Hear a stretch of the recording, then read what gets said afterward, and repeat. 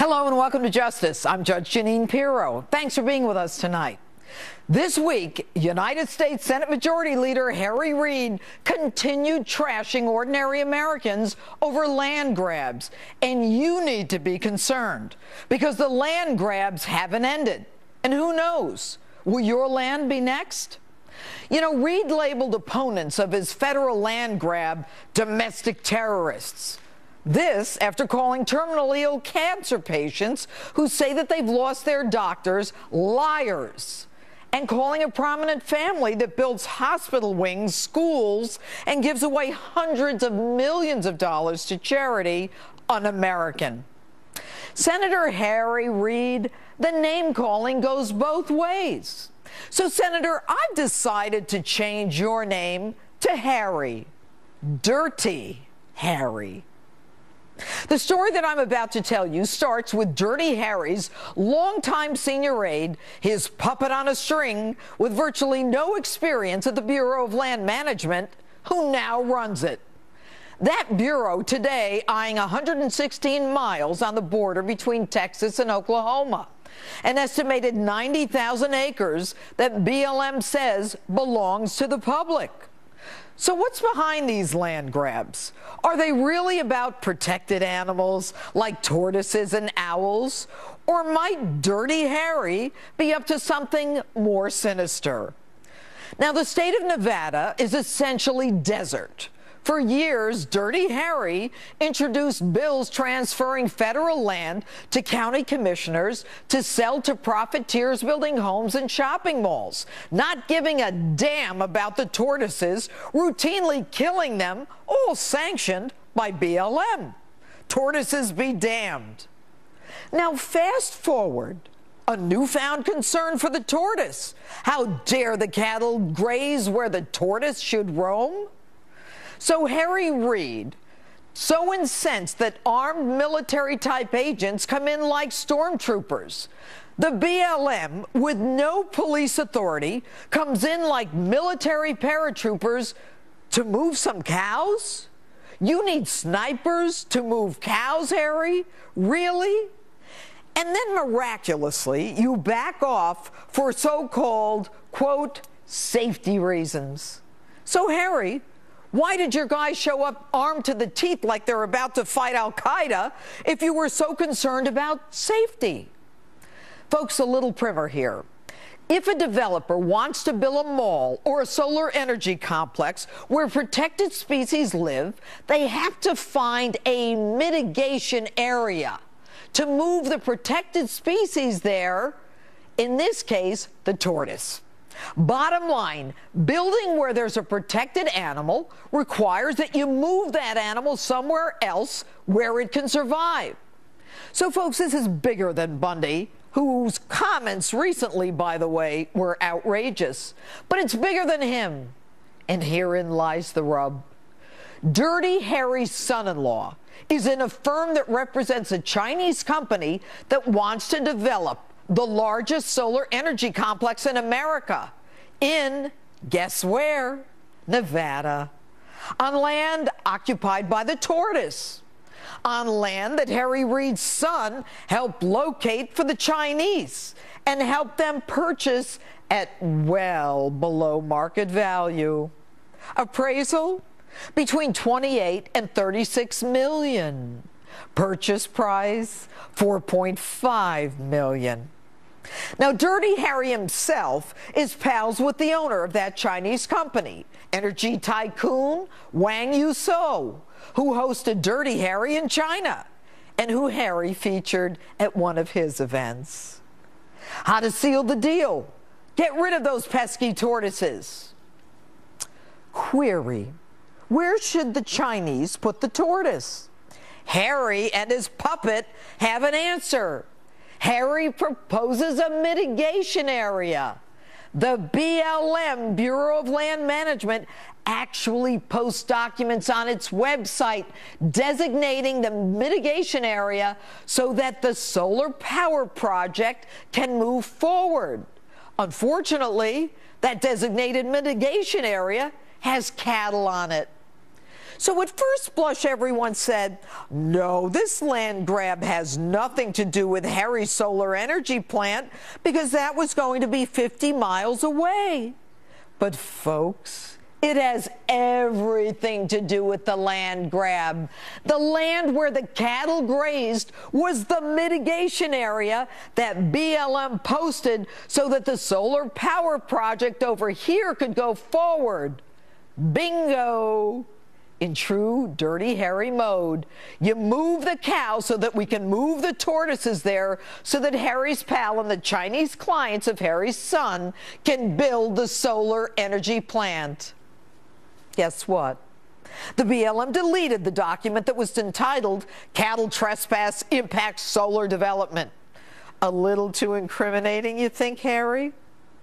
You know, it's no surprise that people who represent us in Congress are more concerned with lining their own pockets and the pockets of their family members than they are of representing us.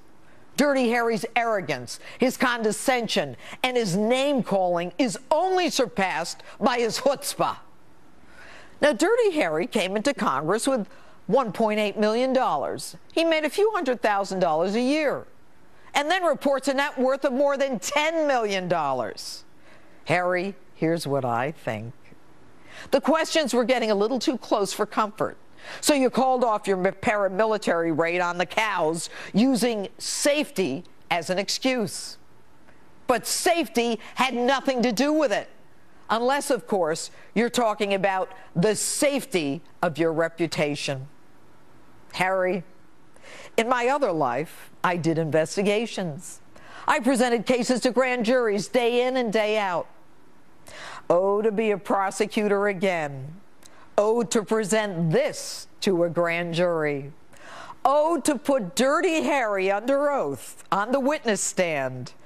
Oh, to be able to say, go ahead, Harry, lie to me now. Lie to me under oath. Go ahead, Harry, make my day. And that's my open. With me now, a Texas rancher with up to 1,000 acres of land at stake, Lane Chapman. All right, Lane, do you see this as another land grab, what the BLM is now saying regarding what you say is your property? Ma'am, it is absolutely everything to do with the land grab. This land, it is in no way federal land.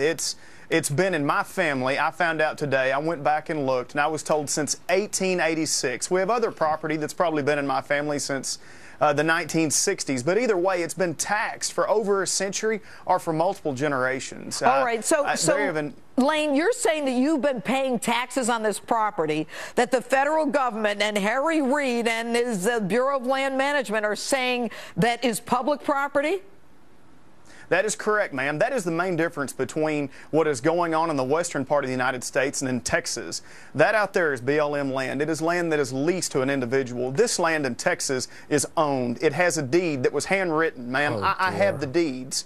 And it's taxed every year. We pay our taxes early, generally. This is truly private property. It is defined in every aspect of it. Actually, even when you look what the courts have done, it's been defined. What is Texas? What is Oklahoma? In Texas, we respect the border. The border is the southern side of the water. I mean, what is the vegetation? Not sparse vegetation, but where the vegetation actually touches. Okay. And, let me just say this. What I want to do is read what the Bureau of Land Management says and get your response to it. The Bureau of Land Management, quote, is categorically not expanding federal holdings along the Red River. The 140 acres in question were determined to be public lands in 1986 when the U.S. District Court ruled on a case brought by two private landowners, each seeking to adjust boundaries for their respective properties. The BLM was in no way involved in the litigation between these landowners, and the 140 acres at no time were held in private ownership. Lane, you've been paying taxes. You say you see this as another potential land grab. What do you think they're trying to do? Why are they doing this? Well, ma'am, to answer your first question, you kind of ask what the BLM is doing, and they say that they're not expanding acres, and I see that as the BLM actually saying that they're not expanding acres because they believe that they already own them. And the truth is, it's by our grace that the BLM actually is still what they are. I mean, we're a republic.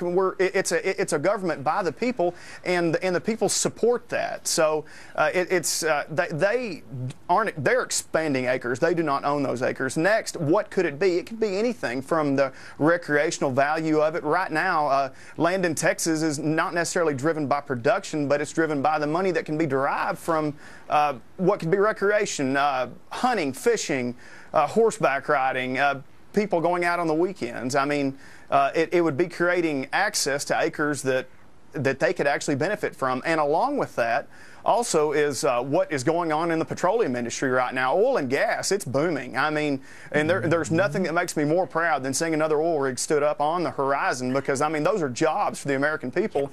And at the same time, I mean, that's an industry that is growing. So if the government could get their hands on something that could be a lucrative in that standpoint, I mean, that's a paycheck every month. All right. You know what? You have distinguished your situation from the one in Nevada. But do you see a potential, a similar situation where people from around the country come and join you in an effort to show their support?